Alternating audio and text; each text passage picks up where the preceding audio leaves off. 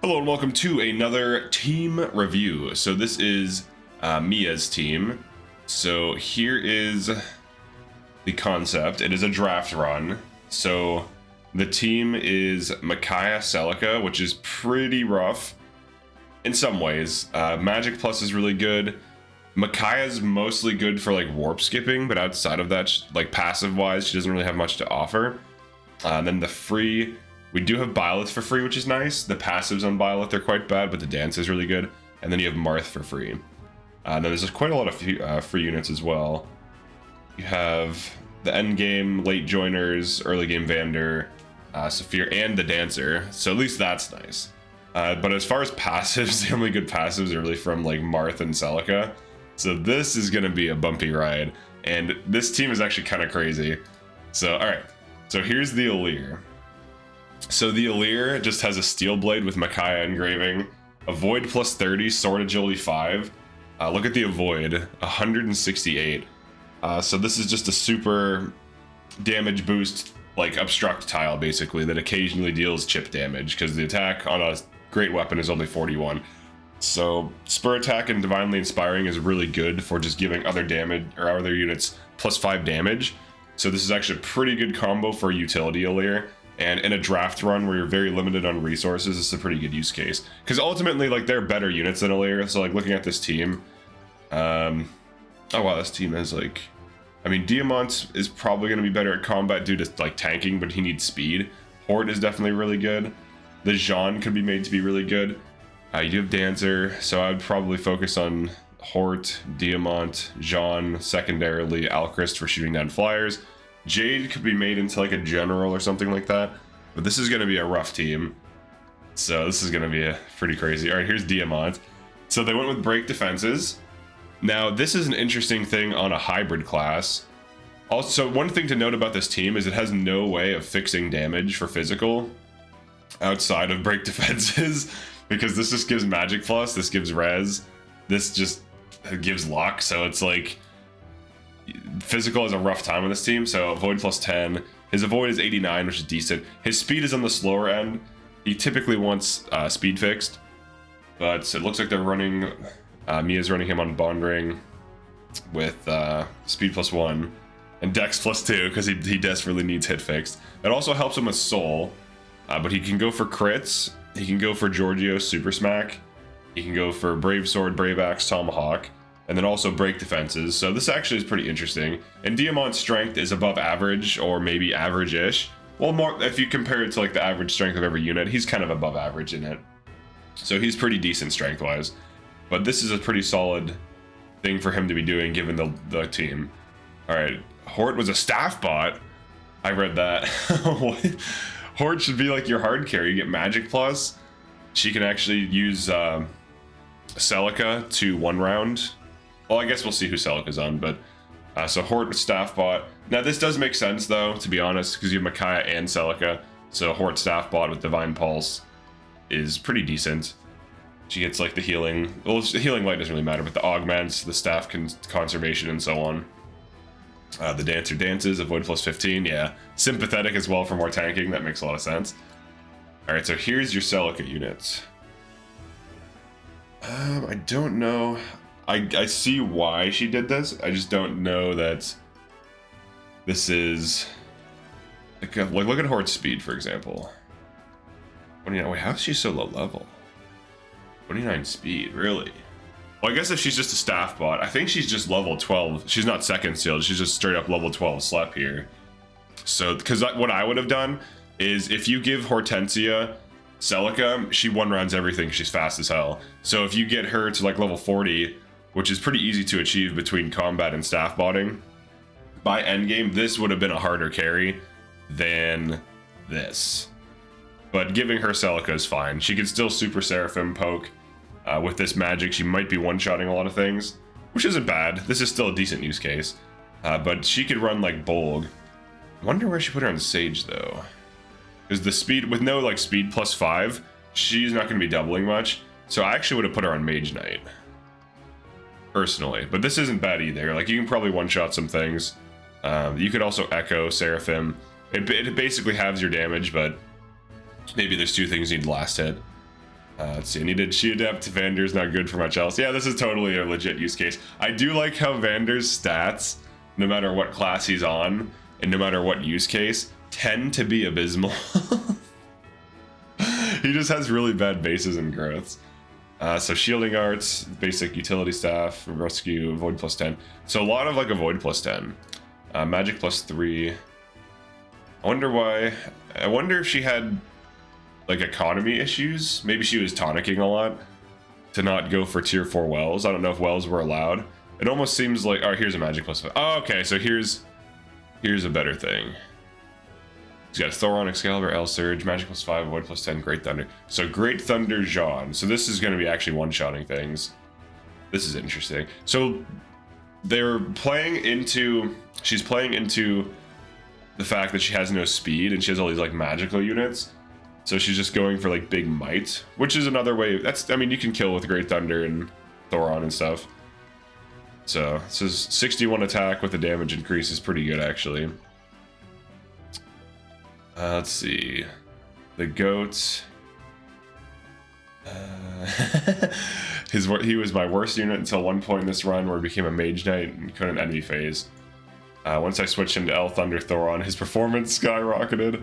After having a 10-year-old kill Sombron with his bare hands via Engage Plus was very funny. Yeah, that's pretty good. Alright, so we have Alchrist. It looks like this Alchrist is just a speed dancer. Now I wonder, is that the best move here? What's the Divine Dragon? What is this? I would have Dragon Instructed. Dragon, I mean, speed +5 is nice, but if you run faster classes and you Dragon Instruct, it improves everything.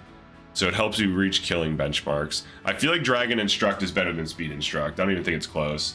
I think it's just much better. Now, Speed Instruct is the second best thing, and this is a decent build. But also, Veil could Dragon Instruct and benefit from the magic and speed on her base class, and actually leverage that while Dragon Instructing, and then Byleth can continue doing what Byleth is doing.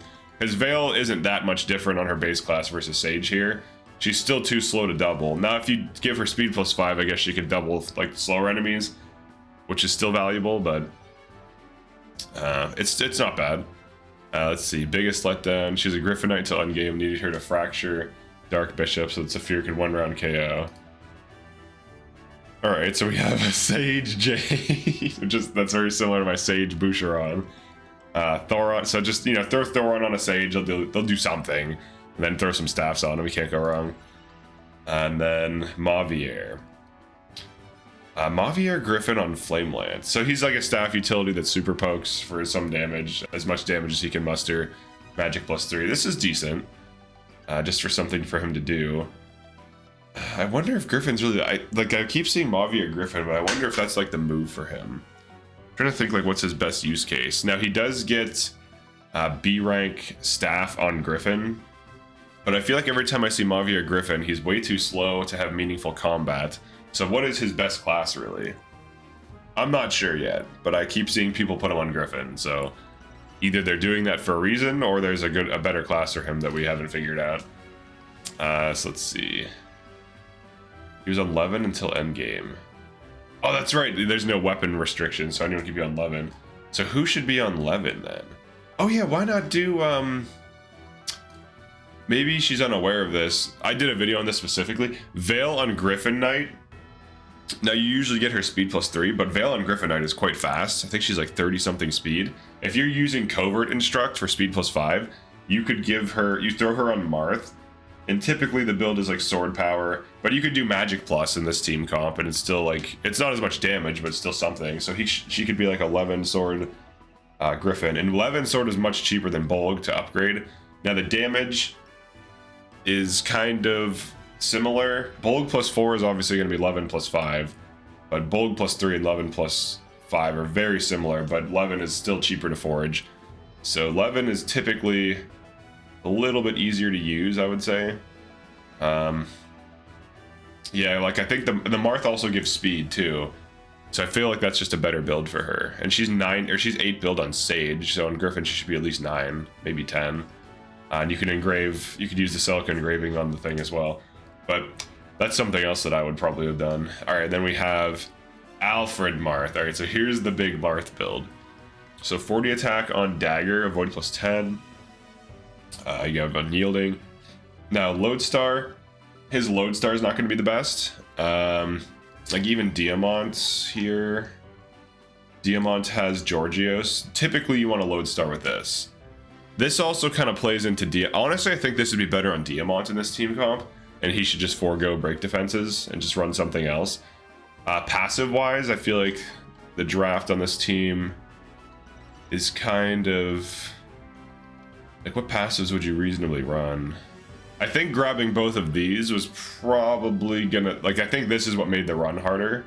If this was hard, I would have grabbed Erica, Roy, Sigurd, Lynn, what else? Not Leaf, Ike. I would have grabbed one of those so that you get like damage fix on physical and also some utility, maybe even Corrin. Corrin gives pair up and quality time, which is more utility. So yeah, maybe not Corrin, because you already have too much. I think this team has too much utility and not enough damage for the emblems and the passives. All right, so the Alfred. So this is like one of the main damage units. The speed is decent. The damage is all right. This is like more in line with what you would see of an Alfred on like level 40 or so. Okay, so Saphir. Longbow, poleaxe plus 5. Interesting. Poleaxe plus 5. Yeah, because like look at, there's like no passives, right? Like she can get break defense for her, and like that's really it. Marth doesn't really give you like damage fix outside of break defense. So the idea here, I'm guessing, is she like poleaxes fractured targets. So base Saphir with strength tonic, beginnings poleaxe merciless. Can one round KO Dark Bishop. Oh, I see. Longbow just for chain attacks. Okay. So that was specifically for the boss fight, just a one round KO. The one of the emblems or whatever. I think that's what she means by that. Oh yeah, and then I was like, oh, sorry for the delay, because I think I saw this and I meant to do a video on it. But this team's interesting. This team looks like it had a hard time. Let me see what she says about the team in the beginning. Dodge tank, Alir served me well in the entire run. Later on, mostly moving obstructile. Yeah. The reason for the strange Dawn Blade plus 3, or Dawn Steel Blade plus 3. At one point, I was trying to have her solo maps, and she did damage. Ultimately, didn't work out. Yeah, I've tried something similar, and it was weird. The damage did actually help at endgame. By large, I never recommend this weapon. As the build goes, this is all I had access to in the draft. Yeah. Let's see. Okay, break defense Diamant was surprisingly good. The majority of the run, able to hit broken foes many times.